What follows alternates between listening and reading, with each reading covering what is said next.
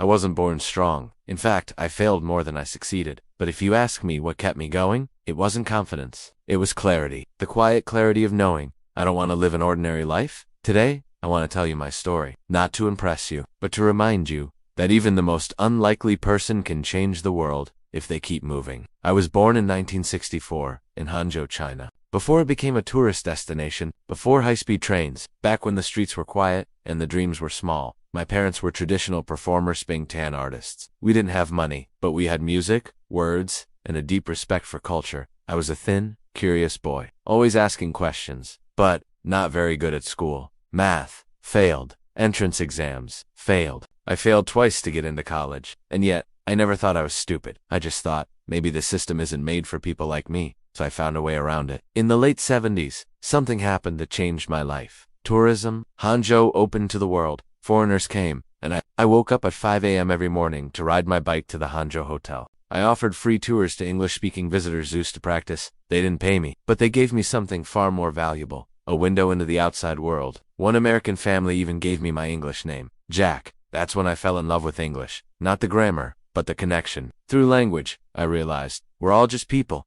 No one is unreachable. I finally passed the college exam. Barely went to Hangzhou Teachers College. Became an English teacher. For 5 years, I taught at a local university, earning $12 a month, and I loved it. Not because of the salary, but because every day I stood in front of a classroom and told my students, you are more than your score. Still, something inside me stirred, a feeling that I hadn't yet done what I was meant to do. So I tried and failed. Tried to get into Harvard, rejected.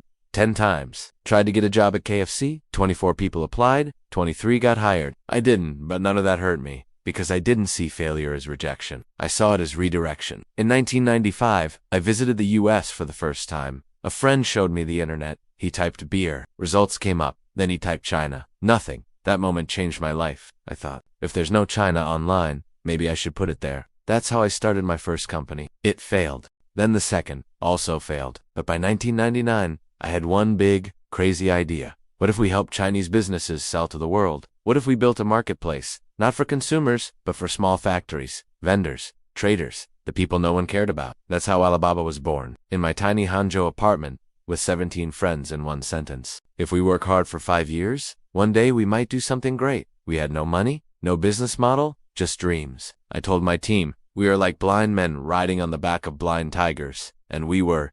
Investors laughed at us. People said, e-commerce? In China? Impossible. But we kept going. Because we believed, if small businesses could succeed, China would succeed. Years passed. We built Taobao. We launched Alipay when no one believed online payments could work. We went through SARS, crashes, copycats, scandals. But we never gave up. Because we weren't building a company. We were building a mission. And that mission was simple. Make it easy to do business anywhere. Not just for the rich, not just for the powerful, but for the farmer selling tea, for the mother starting a store, for the kid with a dream and no funding. In 2014, Alibaba went public on the New York Stock Exchange. The largest IPO in history. More than Facebook, more than Google. People ask me, how did you do it? I smile. Because they didn't see the 15 years of failure before the success. They didn't see the rejections, the late nights, the near bankruptcies. They only saw the final chapter. But I believe. The best parts of a story are the parts no one sees. Like when I cried alone in a hotel room because I thought we couldn't pay salaries. Or when I flew 14 hours to pitch investors who left the room before I finished. Or when people said,